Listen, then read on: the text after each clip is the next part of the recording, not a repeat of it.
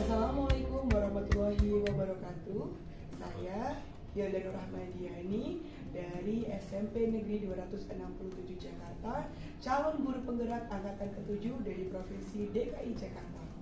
Pada kesempatan hari ini saya akan mewawancarai Bapak Kepala Sekolah saya yang bernama Bapak Wahyudin MPD. Beliau adalah Kepala Sekolah di SMP Negeri 267 Jakarta pada materi demonstrasi kontekstual pengambilan keputusan berbasis nilai-nilai kebajikan sebagai seorang pemimpin.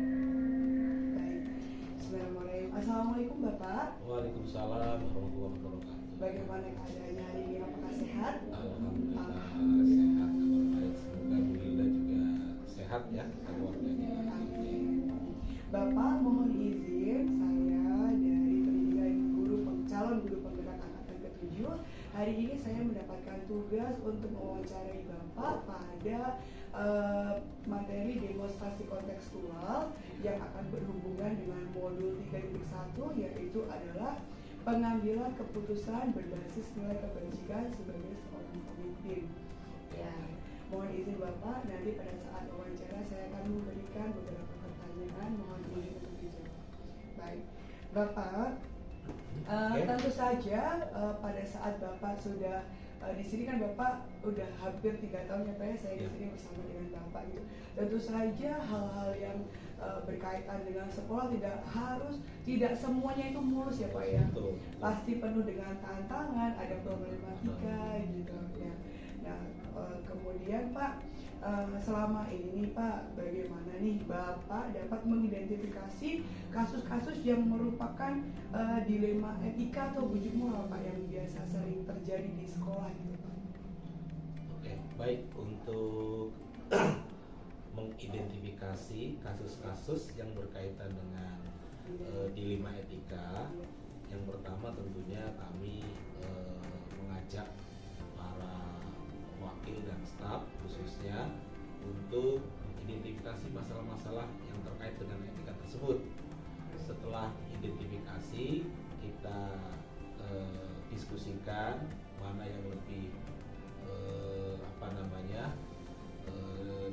penting dan mana yang lebih kurang penting, sehingga dengan melibatkan berbagai macam unsur, nanti saya selaku pimpinan sekolah bisa memutuskan, ya, tidak hanya dari hati saya saja, tetapi pertimbangan banyak hal, ya, pertimbangan dari guru-guru, pertimbangan dari hal-hal yang universal.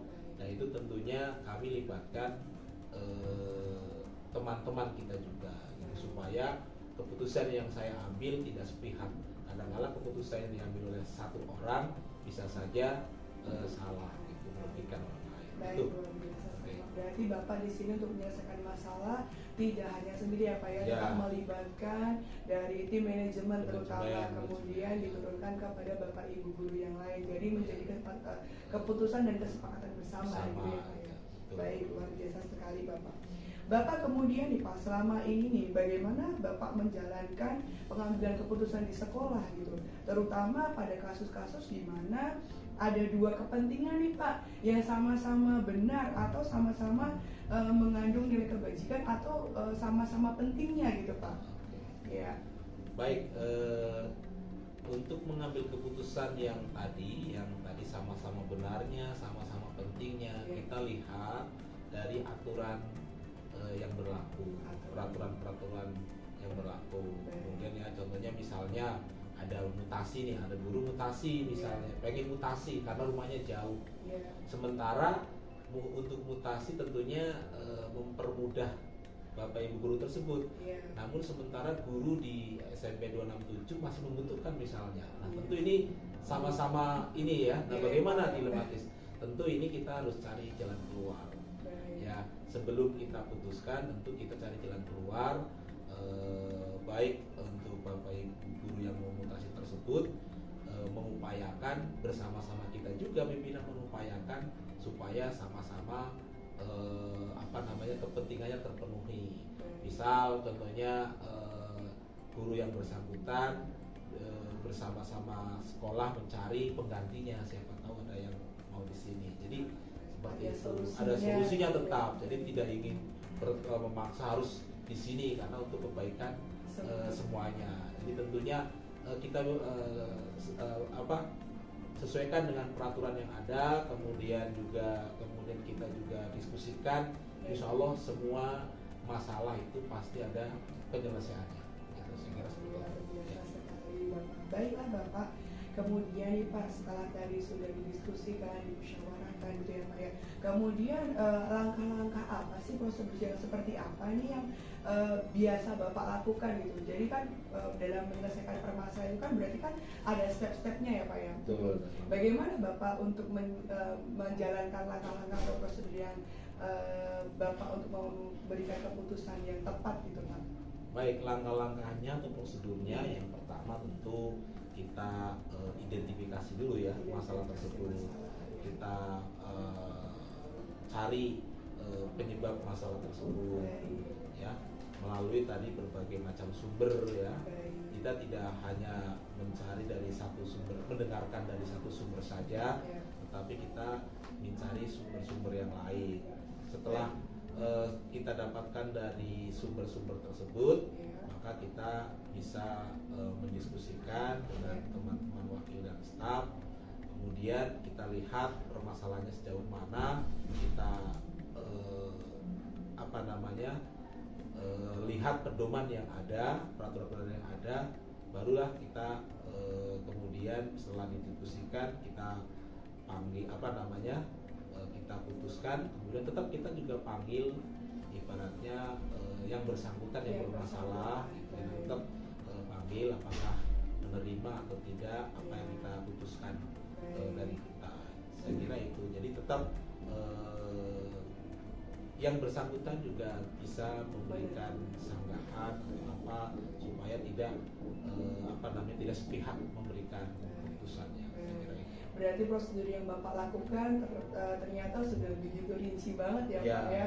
Tetap berpedoman kepada peraturan yang berlaku, kemudian juga setelah pedoman peraturan berlaku, kemudian juga tetap aja mendapatkan masukan-masukan dari beberapa dewan guru yang ada di sini. Baik Bapak. Kemudian nih Bapak, apakah ada hal-hal apa saja nih yang selama ini yang Bapak anggap efektif nih Pak pada saat Bapak mengambil keputusan pada suatu dilema etika gitu, kasus-kasus dilema etika tuh, yang efektifnya seperti apa Pak? Ya menurut saya tadi bahwa teman-teman kita sosialisasikan hal-hal yang terkait dengan etika, ya kemudian juga kita berikan wawasan terkait dengan pembiayaan universal dan seterusnya.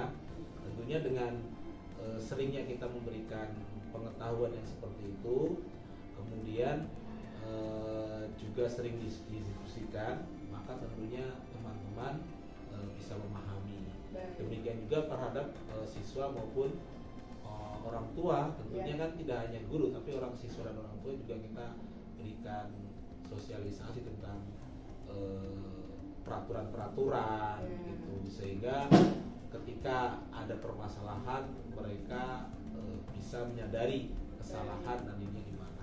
Saya kira itu. Baik Pak, dalam menyelesaikan kasus yang misalkan ada yang kasus Bapak selesaikan gitu ya, ada nggak sih Pak Bapak itu memiliki suatu jadwal tersendiri gitu yang terprosedur gitu? Apakah Bapak itu menyusun jadwal, kemudian kasusnya sekarang nih besok saya jadwalkan hari Rabu di konsultasinya, ataukah Bapak pada saat ada permasalahan nih Bapak langsung selesaikan di tempat gitu, atau bagaimana Bapak? Jadi yang pertama, kalau kasus-kasusnya mungkin ringan itu mungkin bisa saja kita selesaikan langsung secara langsung ya. Tapi tetap nanti walaupun secara langsung berikutnya kita ibaratnya pembinaan ya, bertatapan langsung nanti panggil ke ruang saya, ibaratnya untuk ngobrol-ngobrol permasalahan nanti seperti apa. Insya Allah dengan demikian merasa di-oke lah ibaratnya. Kemudian terkait dengan masalah-masalah yang berat, tentunya kita harus seperti yang tadi sampaikan tahapan-tahapannya, harus mengidentifikasi masalah-masalah yang terjadi. Jangan sampai masalah kita tidak tahu permasalahan yang sebenarnya. Makanya tadi saya sampaikan harus ada tahapan-tahapan. Mencari sumber informasi terlebih dahulu dari berbagai macam sumber. Kemudian setelah itu tadi didiskusikan, baru ada penjadwalan pemanggilan misalnya kapan kita bisa diskusi pada yang bersangkutan dan seterusnya. Jadi memang secara jadwal secara rutin tidak ada, tetapi ada ketika ada permasalahan tetap kita ada schedule, ada penjadwalan supaya permasalahan itu bisa diselesaikan dengan yang baik. Baik, berarti disesuaikan ya Pak ya, kalau misalkan kasusnya hanya ringan, saat itu juga langsung Bapak gerak cepat untuk menyelesaikan permasalahan. Namun kalau misalkan memang permasalahannya sangat mungkin harus dibina, kemudian ada beberapa pihak yang terlibat, nah itu kan nggak mungkin juga ya Pak ya kalau misalkan langsung diselesaikan gitu. Baik Bapak kemudian nih Pak, adakah Bapak seseorang atau faktor-faktor apa yang selama ini mempermudah Bapak untuk mengambil suatu keputusan dalam kasus-kasus dilema etika Pak? Ada nggak Pak? Maksudnya kayak dukungan gitu dari beberapa pihak selain dari Bapak gitu Pak? Ya tentunya saya sangat berterima kasih kepada teman-teman kami di tim manajemen yang selalu mendukung saya ya, dan selalu bekerja sama dalam pengambilan keputusan ya.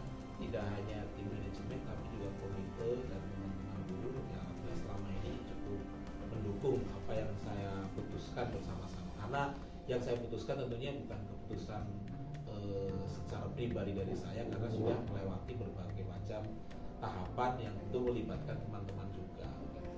Luar biasa sekali kolaborasinya, bagus banget ya Pak ya. Baik Bapak, untuk pertanyaan terakhir Pak, dari apa yang sudah Bapak sampaikan tadi ini Pak, apa yang Bapak petik pelajarannya dari Bapak mengambil keputusan, kan tadi kan sudah tidak sepihak, kemudian apa yang bisa Bapak petik itu dalam proses mengambil keputusan ini?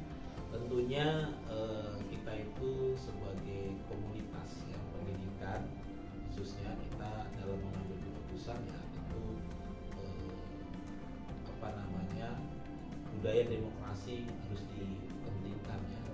Budaya demokrasi dipentingkan, jangan hanya mementingkan kepentingan mentang-mentang misalnya kalau kepala sekolah punya hak suara tinggi tetapi tidak melibatkan stakeholder lainnya. Jadi kita semuanya melibatkan, bahkan apalagi di kurikulum Merdeka ya sekarang siswa pun semua berpusat pada siswa, maka tentu siswa pun dilibatkan. Contohnya dalam proyek maka kita bisa menanyakan melalui survei anak-anak apa yang perlu dipersiapkan atau dilaksanakan pada kegiatan-kegiatan ini. Demikian juga dengan orang tua kita libatkan agar pembelajaran yang kita lakukan semuanya mengena pada siswa tersebut. Berarti bisa saya ambil kesimpulan, berarti Bapak sudah menyelesaikan permasalahan sebetulnya Pak di dalam mungkin dari istilah mungkin kita masih asing ya Pak, karena kita memang masih kita belajar sebelumnya. Dari apa yang tadi sudah Bapak sampaikan, sebetulnya Bapak sudah bagus sekali dalam kebijakan pengambilan keputusan yang Bapak sudah menerapkan dari 9 langkah yang ada, kemudian terutama dengan bermusyawarah, dengan mengidentifikasi dan melibatkan seluruh stakeholder yang ada di sekolah untuk menjadi bahan pertimbangan dalam pengambilan keputusan yang ingin Bapak sampaikan gitu. Kemudian tadi juga yang saya ambil pelajaran dari Bapak adalah Bapak harus mementingkan, mengedepankan suara demokrasi ya Pak ya. Betul. Jadi tidak dengan kolaborasi, dengan musyawarah, maka akan disampailah kepada mufakat yang keputusannya itu yang diambil adalah terbaik dari segala solusi yang ada. Tentu saja dengan bijak ya Pak ya. Betul. Baik. Baik Bapak, untuk wawancara kita hari ini cukup. Saya terima kasih sekali atas waktunya. Semoga apa yang Bapak sampaikan mungkin nanti bisa menjadi inspirasi bagi kita semuanya. Terima kasih Bapak. Selamat pagi. Assalamualaikum warahmatullahi wabarakatuh.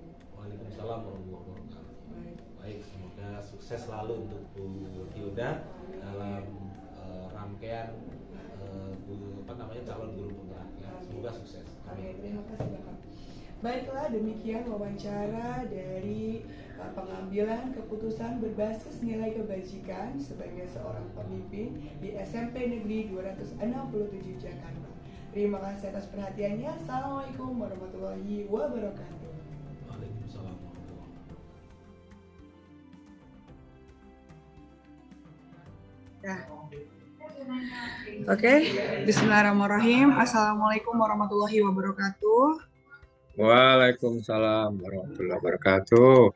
Selamat siang, mohon izin Bapak. Perkenalkan Bapak, saya Hilda Nurrahmadiani dari SMP Negeri 267 Jakarta nih Bapak. Nah, pada kesempatan kali ini saya itu mengikuti program pendidikan calon guru penggerak Bapak, di mana di salah satu tugas dalam pendidikan guru penggerak ini adalah demonstrasi kontekstual yang menugaskan saya untuk mewawancarai dari beberapa kepala sekolah nih Bapak. Jadi seperti itu. Mohon izin ini dengan Bapak Kartasayoga ya Pak ya. Ya, betul. Ya, dari SMP mana Bapak? SMP Negeri 18 Samarinda. Dari Kalimantan SMP Timur. Kalimantan Timur, luar biasa banget ya Bapak ya. Saya di ujung barat, Bapak di ujung timur di Kepulauan Kalimantan. Calon ibu kota negara pindah ke Kalimantan. Oh gitu. Jakarta udah penuh. Mantap, surantap. Baik Bapak, pada wawancara kita pada siang hari ini nih Bapak, saya akan melaksanakan mohon izin akan memberikan beberapa pertanyaan Bapak terkait tentang pengambilan keputusan pada dilema etika atau bujuk moral sebagai seorang pemimpin gitu ya Bapak ya. Mungkin selama Bapak menjabat nih Pak sebagai kepala sekolah nih, tentu saja tidak akan berjalan secara mulus ya Bapak ya. Tentu saja ada banyak beberapa permasalahan yang mungkin di sekolah itu sering kita dialami oleh Bapak selaku pimpinan gitu. Kemudian nih Pak, pertanyaan yang pertama nih Pak, selama ini nih bagaimana nih Bapak dapat mengidentifikasi kasus-kasus yang merupakan dari dilema etika ataupun bujuk moral gitu, bagaimana Pak? Ya, baik. Saya jawab ya. Baik. Jadi setiap sekolah itu pasti mempunyai masalah masing-masing ya. Yeah. Jadi intinya kalau kita ini ada permasalahan itu, kita identifikasi dulu permasalahan tersebut. Setelah kita identifikasi, kemudian pihak-pihak yang terkait itu kita hubungi dulu, betul nggak masalah yang terjadi ini, apakah dia itu hoax atau bukan, kita betul-betul kita saring ya.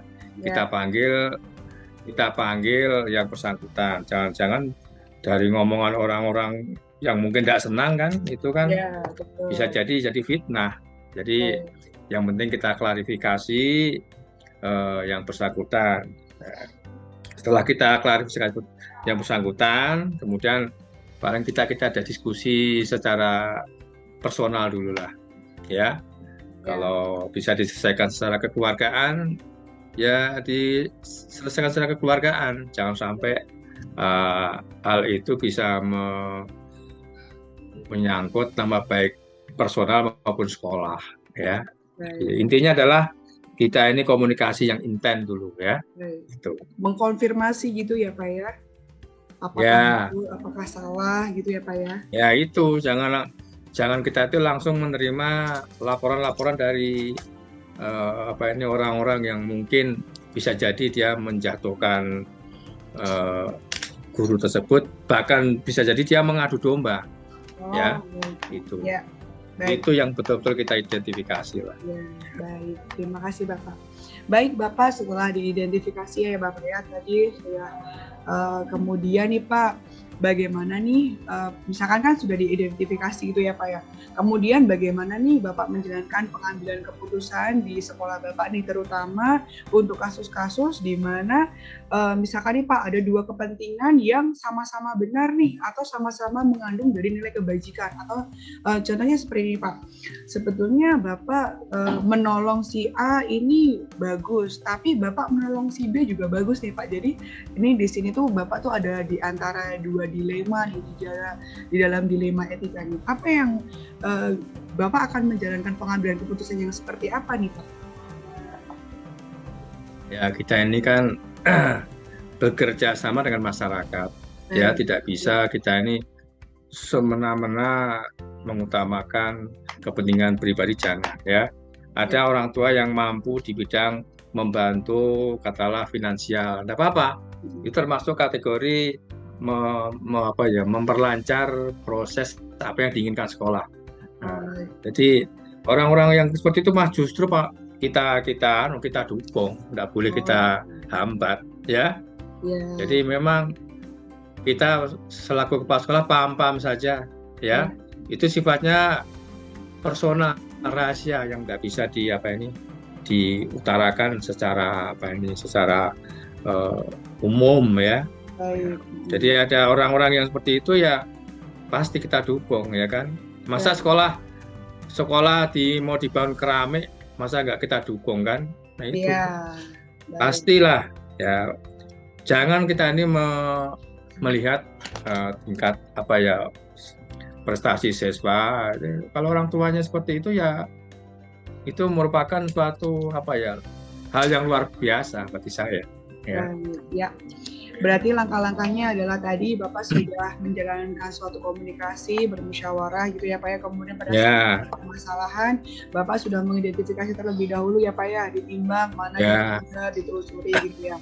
Kemudian nih Pak, ada apa saja nih hal-hal yang selama ini Bapak anggap efektif nih dalam pengambilan keputusan pada kasus-kasus dilema etika gitu Pak? Ada apa anggapannya efektif itu yang bagaimana Pak?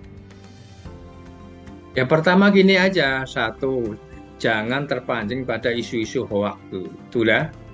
Nah, kalau betul-betul itu hoak, langsung nggak usah ditindaklanjuti, itu buang-buang energi aja. Nah, tetapi kalau betul-betul terjadi, nah yang jelas kita person dulu ya, mencari info-info yang betul nggak masalah ini betul-betul menyangkut pada yang bersangkutan ya. Nah, kalau memang sudah betul-betul itu terjadi, nah tadi kita ada persuasif yang edukatif lah ya. Nah, edukatif, kemudian kekeluargaan, tujuannya mudah-mudahan bisa terselesaikan di forum yang sekolah gitu ya. Jangan sampai ke forum yang lebih besar ya. Dan yang terakhir itu pasti kita akan diskusikan kepada beberapa hal yang terkait, komite sekolah kita libatkan, guru-guru senior kita libatkan. Jadi semua yang penting intinya adalah komunikasi ya. Kalau komunikasi itu baik, insya Allah tidak akan terjadi hal-hal yang nggak kita inginkan. Baik Pak. Selama ini kan komunikasi yang kurang intens. Jadi si A si B ini dari A, dari B, dari C ini beritanya yang kurang akurat. Itu aja intinya komunikasi.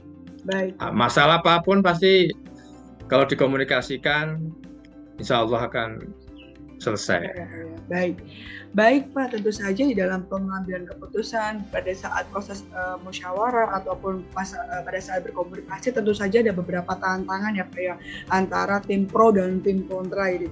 Apa yang Bapak lakukan pada saat Bapak menghadapi tantangan seperti itu Pak? Ya. Jika kita ketemu seperti itu wajar aja ada yang pro dan kontra, ya kan? Tetapi yang kita lihat segi kemanfaatan. Nah, contoh tadi ada orang tua yang membantu kegiatan sekolah ini betul-betul membantu. Itu kan lebih manfaatnya lebih terasa kepada sekolah kita ini. Nah, itu yang perlu pemahaman terhadap semua guru, ya. Jadi kita sebagai kepala sekolah harus memahami betul ya kan bahwasanya kita ini berada di lingkungan sosial. Ya, tidak bisa serta-merta kita ini berdiri sendiri ya. Mengandalkan dana dari bos tuh malah cukup ya. Dari bosnya malah cukup ya.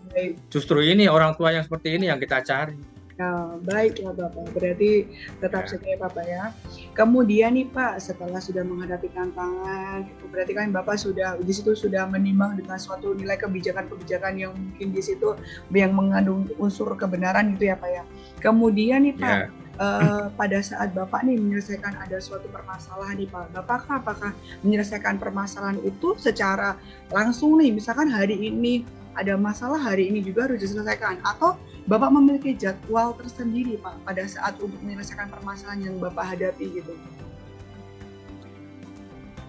Ya tergantung masalahnya itu. Jika masalah itu ringan-ringan ya sebentar aja selesai. Tapi kalau masalahnya itu sampai menyangkut hal-hal yang betul-betul berat ya pasti ada berkelanjutan. Yang pertama saya itu menjaga etika daripada masing-masing guru ya kan. Jangan sampai ya memang bagusnya semakin cepat semakin baik, jadi tidak berkelanjutan ya. Intinya saya itu menuntaskan ya, saya itu selalu menuntaskan nggak ada hal-hal langsung mengganjal ya. Jadi kalau ya intinya saya tuntaskan, bisa itu terjadwal, bisa itu personal ya. Jadi jangan sampai menggantung masalah itu. Luar biasa. Kasihan gurunya kalau menggantung. Baik Bapak, mati ya Pak. Bapak, kemudian satu pertanyaan lagi nih Pak, ada nggak Pak pada saat Bapak mengambil keputusan nih Pak, ada nggak Pak pihak-pihak terkait atau faktor-faktor apa saja ini yang mempermudah Bapak nih dalam mengambil suatu keputusan pada dilema etika? Faktor-faktor apa saja yang mempermudah gitu loh Pak untuk Bapak mengambil keputusan pada dilema etika ini? Yang pertama itu kita ini dengan sesama bawahan ya, itu jangan ada gap dulu lah. Jangan ada gap. Jadi intinya kepala sekolah jangan melulu di ruang kepala sekolah, itu intinya. Kepala sekolah satu ya. Saya punya filsafat, 3 filsafat. Engarso Sungkulado, Engmadyo Mangon Karso, dan Tutguri Handayani. Itu jadi kepala sekolah itu jangan di ruang kepala sekolah. Kepala sekolah harus selalu di ruang guru, di ruang TU, di kelas, di UKS. Pokoknya hari-hari itu selalu ada pendekatan dengan seluruh stakeholder di sekolah. Itu aja intinya. Jadi kalau kepala sekolah itu menjaga jarak, pasti sudah nggak akan panjang usia kepala sekolah itu ya. Jadi kayak antara orang tua dan anak. Baik. Ya, luar biasa. Itu aja intinya. Jadi berarti Bapak sudah sesuai dengan filosofi Ki Hajar Dewantoro ya Pak ya? Itu aja. Jadi satu teladan yang paling utama ya. Baik. Teladan paling utama. Kalau misalkan kepala sekolah jangan ngerokok. Ya, kepala sekolah jangan ngerokok. Kamu jangan terlambat ya, kepala sekolah jangan terlambat. Ya kan? Paling enggak itu teladan itu paling memberikan contoh yang paling utama. Baik Bapak, terima kasih. Bapak, satu lagi pertanyaan nih Pak. Setelah apa yang sudah Bapak sampaikan tadi, ada beberapa cara, kemudian ada 3